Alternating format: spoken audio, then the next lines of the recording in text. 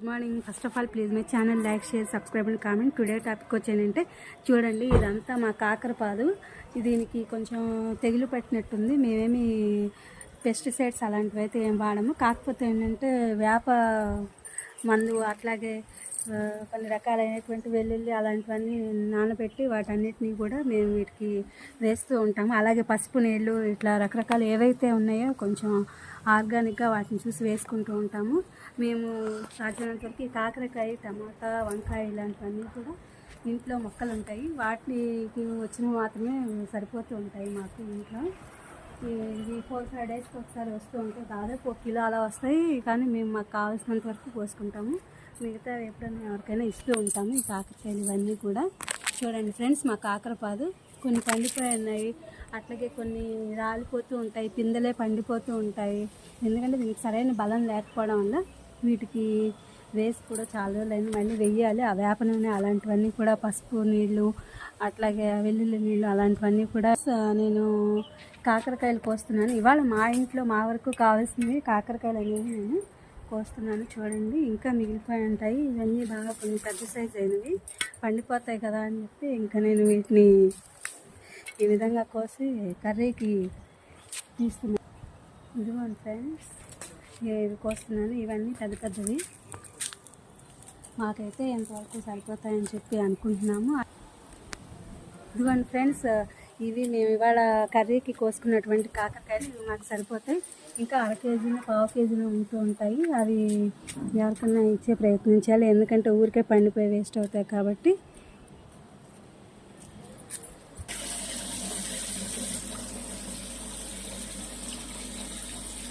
కోసి కడుగుతున్నాను.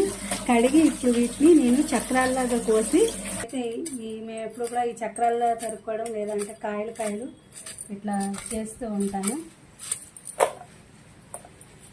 మేము తరిగే విధానం ఇదన్నమాట.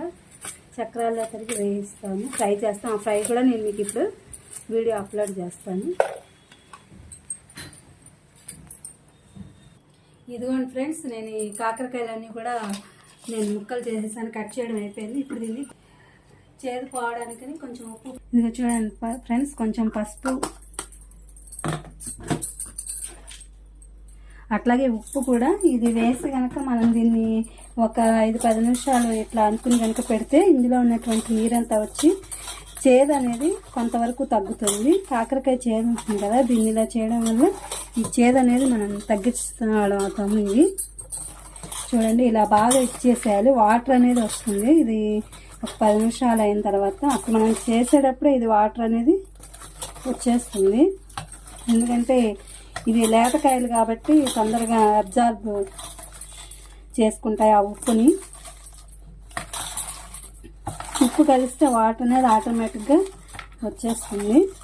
చూడండి, ఇలా బాగా గట్టిగా కొంచెం పసుపు ఉప్పు వేసి ఇలా పెట్టుకుంటే. హాయ్ ఫ్రెండ్స్, చూడండి, ఇందాక నేను కాకరకాయలు మీకు ఉప్పు పసుపు వేసి నానబెట్టాను కదా. ఈ ఉప్పు పసుపు వేసి నానబెట్టిన తర్వాత నేను బాండ్లీ కాలుతుంది కదా ఈ లోపల అని చెప్పి ఫస్ట్ స్టవ్ వెలిగించుకుని బాండ్లీ పెట్టాను. ఇప్పుడు చూడండి, దీన్ని నేను బాగా పిసికేసేసి ఇందులో వాటర్ అంతా ఇచ్చేస్తున్నాను, వేడి చేస్తున్నాను. చూడండి, ఇలా గట్టిగా ఇచ్చేసుకోవాలి ఇది, అప్పుడు మనకి వాటర్ అనేది వస్తుంది.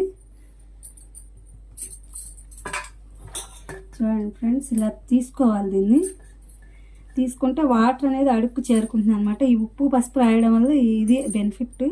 అలాగే చేదు అనేది కూడా చాలా వరకు పోతుంది అనమాట. ఈ ముక్కలు కూడా త్వరగా వేగుతాయి. ఇందులో ఉండేటువంటి చిట్కా ఇది. ఉప్పు పసుపు రాసి పెడితే, దొండకాయలైనా అంతే, ఇలా ఉప్పు పసుపు రాసి పెడితే కాసేపు ఆగిన తర్వాత మనం తీస్తే అందులో వాటర్ అంతా మనం తీసేయచ్చు అనమాట. తీసేసి తొందరగా వేగడం అనేది జరుగుతూ ఉంటుంది. ఇక చూడండి, నీళ్ళు అసలు ఎంత క్వాంటిటీలో బయటకు వస్తున్నాయి. చూడండి ఎంత ఉన్నాయి వాటర్. మనం ఎంత గట్టిగా దీన్ని ఇచ్చేయగలిగితే అంత గట్టిగా చేయాలి. చూడండి, చాలా వరకు వచ్చేది. ఒక 1/4 గ్లాసు అట్లా 1/2 గ్లాసు దాకా ఈ యొక్క వాటర్ అనేది వచ్చింది. నేను ఒక 10 నిమిషాలు 5 నిమిషాలు దీన్ని ఉంచింది, దానికి ఎంత వాటర్ వచ్చిందో. ఇది ఇప్పుడు ఇదంతా తీసి మనం పక్కన పెట్టుకున్నాం అనమాట. ఫ్రై చేసుకుంటున్నాం. ఫ్రై చేసుకునేటప్పుడు మాత్రమే ఈ మెదడు ఉపయోగిస్తే యూస్ఫుల్గా ఉంటుంది.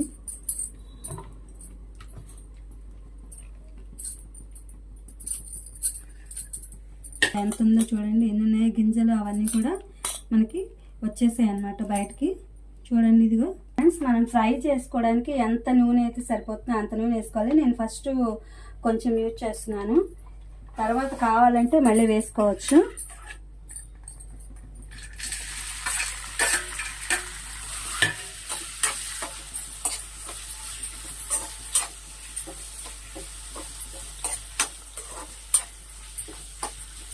హాయ్ ఫ్రెండ్స్, ఇదిగో చూడండి నేను జీలకర్ర వేస్తున్నాను. ఈ జీలకర్ర వేయడం వల్ల మంచి జీర్ణశక్తి అవి కూడా పెరుగుతుంది. దీనివల్ల ఇదిగో నేను ఇందాక కాకరకాయలు కోయడం, కడగడం, అవి ఎలా కట్ చేస్తారు, దాన్ని ఏ విధంగా వాటర్ చేస్తారని చెప్పేసి జ్యూస్ చేస్తారు అవన్నీ చూపించాను కదా. ఇదిగో చూడండి నేను జీలకర్ర వేసాను, ఆ తర్వాత ఉప్పు వేస్తున్నాను. ఉప్పు వేసాం కదా, మన ఇష్టం. ఈ కాకరకాయ ఫ్రై బాగుండడానికి మనము శనగపిండి, బియ్యపిండి, గోధుమ పిండి మన దగ్గర ఏముంటే అది వేసుకుంటే ఇంకా చాలా బాగుంటుంది. నేనైతే గోధుమ పిండి యూజ్ చేస్తున్నాను, టేస్ట్ వస్తుంది. దీనివల్ల గుల్లగా ఉంటుంది. ఆ గోధుమ పిండి అది అడుగునున్నా సరే అదంతా కూడా గుల్లగా ఉంటుంది అనమాట ఇది. అందుకని నేను వేసుకుంటాను. మన దగ్గర ఏది వీలుగా ఉంటే అది వేసుకుని మనం ఫ్రై చేసుకోవచ్చు అన్నమాట. చాలా రుచిగా ఉంటుంది. ఇక చూడండి నా దగ్గర గోధుమ పిండి ఉంది కాబట్టి నేను గోధుమ పిండి వేస్తున్నాను. ఇది చాలా బాగుంటుంది టేస్టీగా. అడుగున పిండి ఉన్నా సరే అది వేగి ఇంకా టేస్టీగా ఉంటుంది. ఒక్క 3-2 మినిట్స్ దాన్ని అలా ఉంచితే వేసినటువంటి జీలకర్ర, ఉప్పు కూడా అవి ఫ్రై అవుతూ ఉంటాయి. ఫ్రై అయితే ఆ రెండు కూడా ఇంకా బాగుంటాయి. ఒక్క 2-3 మినిట్స్ అయిన తర్వాత నేను దాని మీద కారం వేసి ఇంకా ఫ్రై కంప్లీట్ అయిపోయినట్టేను. ఇదిగోండి ఫ్రెండ్స్, నేను ఇప్పుడు లాస్ట్లో ఇంకా కారం వేసేసి దీన్ని కంప్లీట్ చేస్తున్నాను ఈ యొక్క ఫ్రైని. ఇదిగో చూడండి మనం